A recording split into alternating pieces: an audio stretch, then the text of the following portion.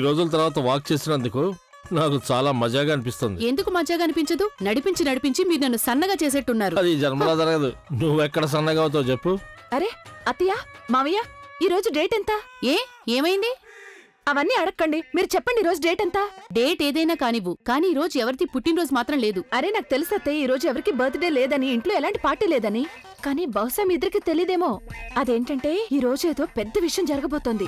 ఎందుకంటే నేను ఇందాకే ఇందు అమ్మమ్మ మాట్లాడుకోవడం విన్నాను. ఏదో జరుగుతుంది. ఏం జరగబోతోంది? అదే నాకు తెలియడం లేదు. మీకేమైనా తెలుసుంటుందేమో అనుకున్నాను. మావయ్య? లేదమ్మా, నాకు అసలే తెలీదు. నాకు కూడా అస్సలేమీ తెలీదు. నాకు కూడా ఏమీ తెలీదు. పైగా దసరా కూడా లేదు. పండుగ ఇంకా చాలా దూరం ఉంది కదా. దీపావళి అయితే దాని తర్వాత వస్తుంది. అలాగే అభి కూడా ఇప్పుడు రాక్ కాన్సెప్ట్ ఏమీ లేదని అనిపిస్తుంది. మీ ఇద్దరికి ఏమీ తెలీదు, నాకు కూడా ఏమీ తెలీదు. మరి అలాంటిది ఏం జరగబోతోంది? మీకు తెలుసా, అమ్మమ్మ ఇందు అమ్మమ్మకి చెప్తుంటే నేను విన్నాను. అది ఆ విషయం జరిగిన తర్వాత అమ్మమ్మ ఇందు అమ్మమ్మకి మొత్తం అంతా చెప్తానంది. అలాంటి విషయం అసలు ఏముంది అత్తయ్య? అమ్మమ్మ ఇందు అమ్మమ్మకి ఇంతవరకు చెప్పనేలేదు. దాన్ని ఎందుకు దాచుంచారు? దాని గురించి మనం తెలుసుకుని తీరాల్సిందేగా. అరే, మనం కూడా ఇదే ఇంట్లో ఉంటున్నాం. మనకు కూడా తెలియాల్సిందే కదా ఈ ఇంట్లో అసలు ఏం జరుగుతోంది అని. మనం ఒక పని చేద్దాం. మీరిద్దరూ ఆలోచించండి, నేను కూడా ఆలోచిస్తాను ఎలా తెలుసుకోవాలని. ఆలోచిద్దాం.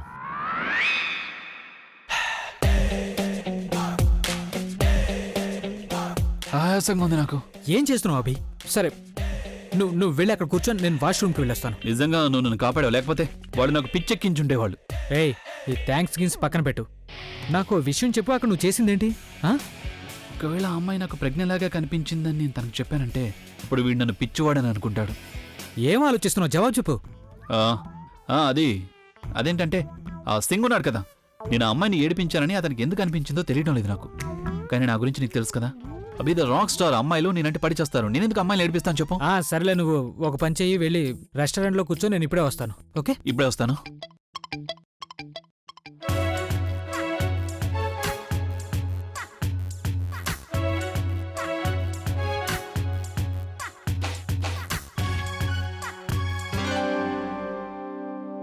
అరే సర్దార్ గారు, సర్దార్ గారు, అది మీ మీసం.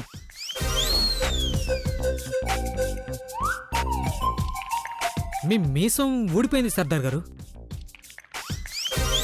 అసలు ఇది ఎలా ఊడిపోయింది?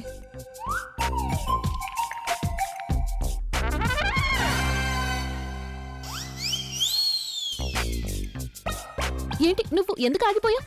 పద బుల్బుల్, మనకు లేట్ అవుతోంది. ఏముంది అటువైపు? ఏమంటున్నావు నువ్వు? ఏముంది అక్కడ?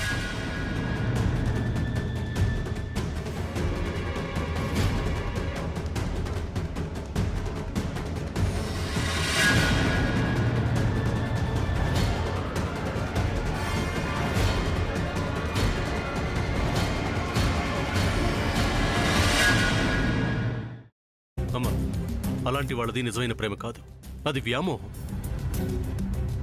ఎగ్జాక్ట్లీ చిన్నత్త. నిజంగా ప్రేమించుకున్న వాళ్ళు అలా చేయరు. ఎంత మనసు విరిగిపోతే కన్న కూతుర్ని పట్టుకొని మా దృష్టిలో చచ్చిపోయా ఉంటుందా తల్లి? అది సరే అమ్మా, తన కూతురుతో తన మాట అనేటప్పుడు ఆమె మాటల్లో వ్యథ, కళ్ళల్లో బాధ గమనించావమ్మా? పెద్దబాబుకు బర్త్డే విషెస్ చెప్పు కూడా వెళ్ళాం కదా. ఊరికే ఎలా కాలిపోతుంది? మంట పెడితేనో పడితేనో తగలబడుతుంది.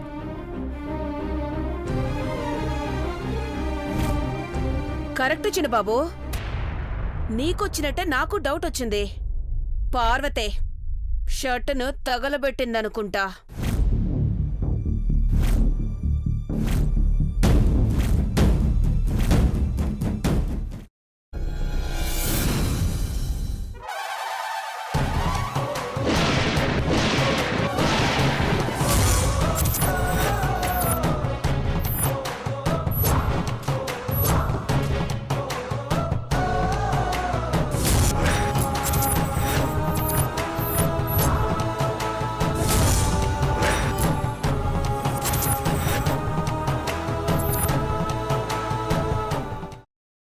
తర్వాత పొట్టు తీసేసి చాప్ చేసి పక్కన పెట్టుకోవాలి.